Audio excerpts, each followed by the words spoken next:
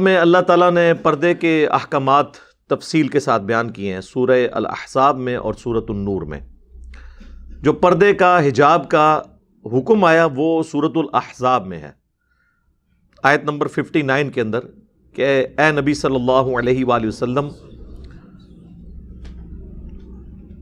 تم اپنی بیویوں کو، بیٹیوں کو اور مسلمانوں کی عورتوں کو حکم دو کہ وہ اپنے اوپر جلباب کر کے رکھا کریں، بڑی چادر۔ اس کلچر میں یہ جلباب، بڑی چادر لی جاتی تھی جب کبھی حجاب کرنا ہوتا تھا، جس کی آپ سمجھ سکتے ہیں کہ سب کانٹیننٹ میں فارم جو ہے وہ گھونگھٹ والی بڑی چادر ہو، جس سے چہرہ بھی تھوڑا بہت ڈھانپ لیا جائے، یعنی وہ کبھی چہرے کے اوپر ڈالنی پڑے تو اب ہر وقت تو نہیں، اب مردوں میں سے اگر گزر رہی ہیں تو اس وقت وہ چہرہ ڈھانپ لیں، اور جب وہ ویسے کسی ایسے راستے پہ، ظاہر اس زمانے میں تو کوئی کیمرہ اس طرح کی چیزیں نہیں تھی تو ٹھیک ہے چہرہ ان کا کھلا ہوا ہو، لیکن جیسے ہی مردوں میں آئے تو وہ چہرہ ڈھانپ لیں۔ اس بڑی چادر کا یہ فائدہ ہوتا ہے۔ تو اس کانٹیکسٹ میں سنن ابی داؤد میں صحیح حدیث موجود ہے کہ جب یہ آیات نازل ہوئی تو صحابہ کرام، ان کی بیٹیاں، ان کی بیویاں پھر اس طرح کی آیات کو سیریس لیا کرتی تھی۔ انہوں نے فوراً جو ہے نا وہ کسی کے پاس اگر چادر نہیں تھی تو انہوں نے اپنی جو بڑی چادریں اوڑھنے والی تھیں، گھروں میں استعمال کرنے والی، وہ پھاڑ کے اس کا حجاب بنا لیا۔ کالے کلر کے انہوں نے باقاعدہ چادریں اپنے سروں کے اوپر اوڑھنا شروع کر دیں، بڑی چادریں، جن سے جب مردوں کے سامنے سے گزرے تو آپ بے شک اس کو چہرے کے آگے لے آئیں، اور اس کے علاوہ بے شک الگ رکھیں، کوئی اس میں فرق نہیں ہے۔ مسئلہ جو ہے مردوں سے پردے کا ہے۔ تو حتیٰ کہ ابو داؤد کے الفاظ ہیں کہ گویا کہ ان کے سروں پر کالے سیاہ کوے پرندے بیٹھے ہوئے ہیں، یوں اس طرح انہوں نے بڑی بڑی چادریں اوڑھنا شروع کر دی۔ فوراً سمعنا و اطعنا، سنا اور اطاعت اختیار کر لی۔ اچھا، یہ حدیث اس آیت کے کانٹیکسٹ میں اس بات کا ثبوت ہے کہ صحابہ کرام کس طرح فوراً رسپانس کیا کرتے تھے، صحابیات کس طرح رسپانس کرتی تھیں۔ تو یہ جلباب کی ہی ایک ماڈرن فارم آج کل کا یہ کالا برقع ہے۔ کالا کلر ضروری نہیں ہے، لیکن یہ پریفریبل ہے کیونکہ جلدی میلا نہیں ہوتا۔ ملیشیا، انڈونیشیا میں آپ دیکھیں کہ عورتیں سفید کلر کا برقع استعمال کرتی ہیں۔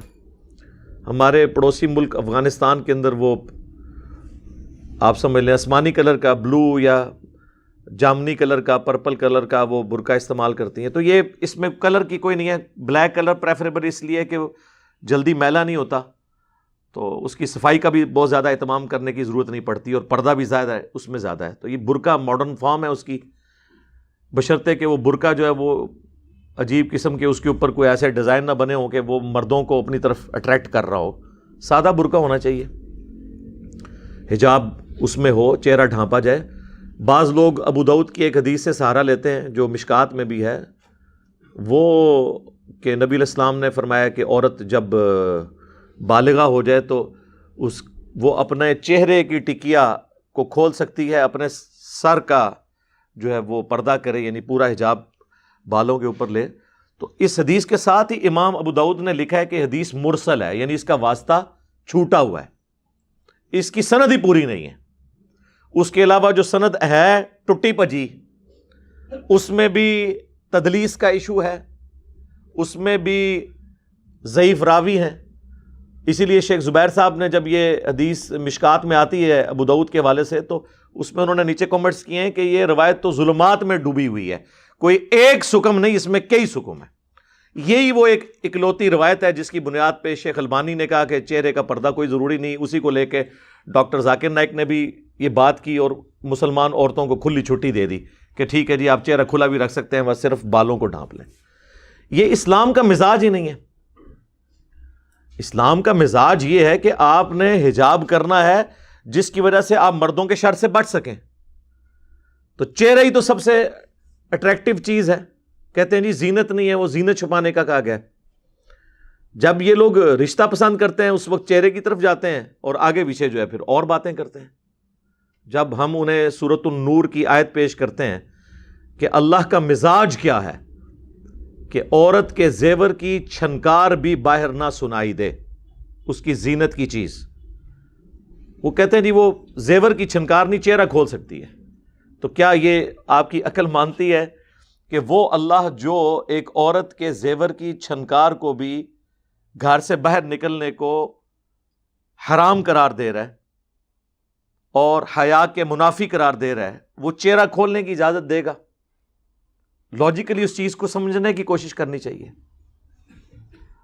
اور اس پہ ترا یہ کہ بخاری اور مسلم دونوں میں حدیث ہے، سیدہ عائشہ پر جو منافقین کی طرف سے تہمت لگی اسے حدیث افک کہتے ہیں. کافی لمبی حدیث ہے، اس پہ میری تفصیلی ایک ویڈیو بھی ریکارڈ ہے. اس حدیث میں سیدہ عائشہ جو ہے وہ چونکہ ان کا ہار گم گیا، وہ تلاش میں پیچھے رہ گئیں.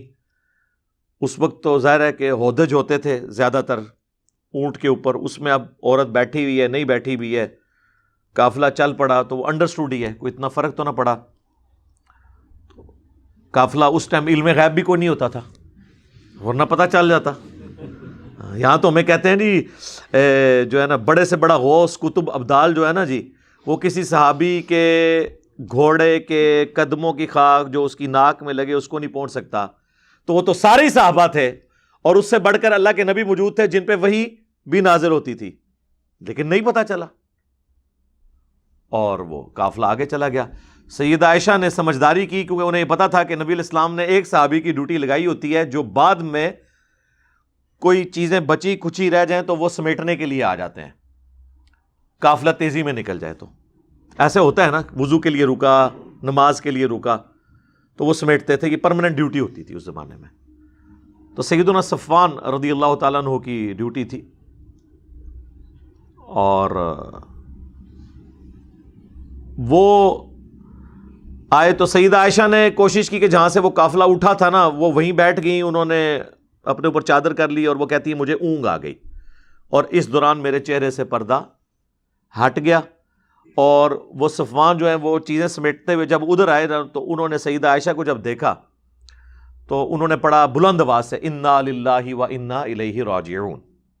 تو سیدہ عائشہ کہتی میری آنکھ کھل گئی، میں نے فوراً اپنا چہرہ چھپا لیا. اور سیدہ عائشہ کے الفاظ ہیں کہ صفوان نے مجھے اس لیے پہچان لیا کہ انہوں نے آیت پردہ نازل ہونے سے پہلے مجھے دیکھا ہوا تھا. تو اس کا کیا مطلب ہے کہ آیت پردہ نازل ہونے کے بعد سیدہ عائشہ چہرے کا پردہ کرتی تھی اور وہ بھی اس وقت بھی اس لیے اترا کہ وہ اونگ رہی تھی. تو اب یہ غامدی صاحب کو جب یہ باتیں ہم بتاتے ہیں وہ کہتے ہیں نہیں جی امہات المومنین کے لیے پردہ ہے، عام عورتوں کے لیے نہیں ہے. تو سورۃ الاحزاب میں تو اللہ تعالیٰ نے امہات المومنین کا ذکر کیا.